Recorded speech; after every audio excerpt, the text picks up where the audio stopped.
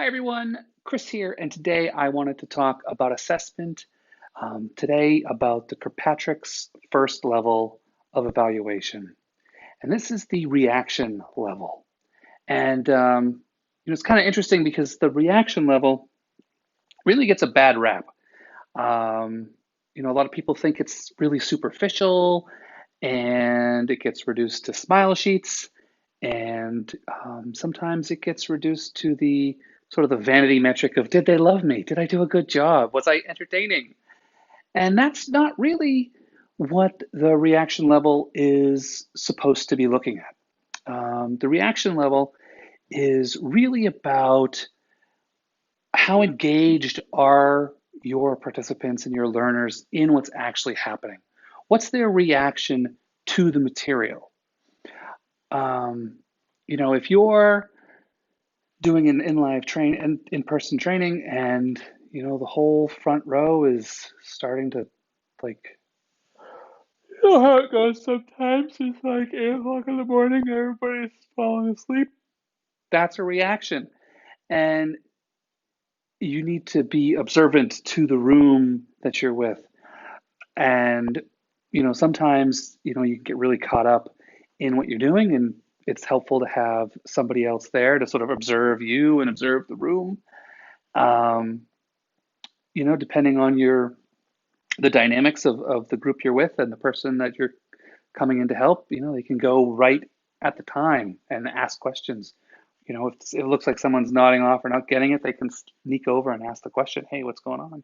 And you're, of course, able to do this in this very formative way. As you're going through the material, stop, check in. Is everybody getting this? Are we on the right track? And it kind of goes with the learning. That same technique works for learning too. Another part of the reaction level of assessment are those sheets at the end of an in-live training that everybody loves. But one of the ways that's even more helpful than that is to ask not, I thought today's training was great. I thought the instructor was effective and engaging. Those are important, but more importantly is how relevant is this training to my actual day-to-day job? Will I be able to apply it? Those types of reactions can really set the tone for the level of engagement that you can expect and for the level of success you're going to see with your program in general. It needs to be relevant, it needs to be applicable, and when participants and learners can see that what they're doing is relevant and applicable, they're more likely to focus and to learn. No one wants their time wasted. And the reaction level of evaluation really is about that. Do people think their time is being wasted? So another fun way to do the summative piece is you're probably almost always going to be ordered to do an exit sheet. But following up, like the time difference, may vary, but following up and asking, a month later, or even 2 months later, hey, you came to this training, here's a quick little questionnaire. And the most important, well, not the most important, but one of the most interesting questions you can ask is, given that training, what do you wish was included that wasn't, or where should more time have been spent? And what advice would you give someone going into the training?